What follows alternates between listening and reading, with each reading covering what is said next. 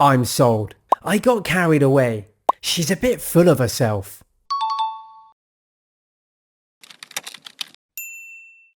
Have you ever used a phrase in English and later realised it meant something completely different? It happens to everyone. In this video, I'm going to walk you through 5 super common English phrases that are almost always misunderstood. And actually, none of them mean what they look or sound like. Alright, let's start with I'm sold. Now if you translate this literally, it sounds like you're saying I've been purchased or I'm for sale. But that's not what it means at all. When someone says I'm sold, it means you're convinced, you fully agree, you're ready to accept the idea. For example, your friend suggests a restaurant. Let's try that new Thai place. Everyone says it's amazing. You hear that and say, alright, I'm sold.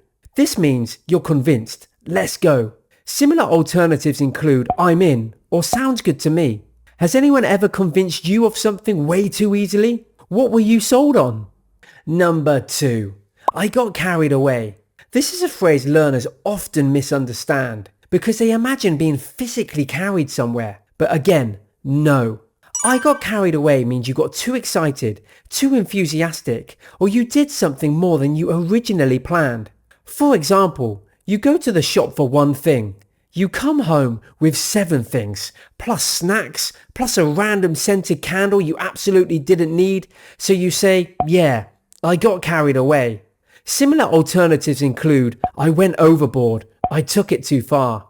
Have you ever been carried away buying something online at 2 a.m? Because, same. Number 3, she's a bit full of herself. Now this one is used constantly by native speakers, especially Brits. And if you misunderstand it, it can sound strange. When you say someone is full of herself or full of himself, you mean they are arrogant. They think they are more important or talented than they actually are. It's slightly negative, but not the worst insult in the world. More like mild gossip. For example, she got one compliment on her hair and now she thinks she's a superstar. She's a bit full of herself. Similar alternatives include, she's a bit big-headed. This is mild. For stronger, he's arrogant. Number 4, I can't bring myself to do it. This one is emotional. When someone says, I can't bring myself to do it, it doesn't mean they're physically unable to do something. It means you feel too uncomfortable, too sad, too guilty, or too hesitant to do something, even if you need to. For example, I can't bring myself to delete our old photos. You can delete them, technically, but emotionally, you can't. Or, I can't bring myself to tell him the truth, meaning you know you should, but you can't do it. Similar alternatives include, I don't have the heart to do it, or I can't face doing it. This one appears a lot in films, books, and emotional conversations, so it's a great phrase to master. Number 5, don't rub it in.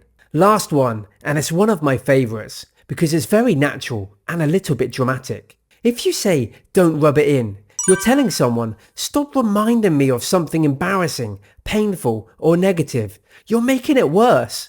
For example, you fail your driving test and your friend says, well, you did almost hit that pole. You respond, alright, don't rub it in. Meaning, yes, I know I messed up. You don't need to make me feel worse. Similar alternatives include, stop making it worse, or a British one, alright, that's enough. Very sarcastic. Has anyone ever rubbed something in your face recently? A mistake? A bad decision? A terrible haircut? We've all been there. And that's it. 5 common English phrases that don't often mean what learners often think.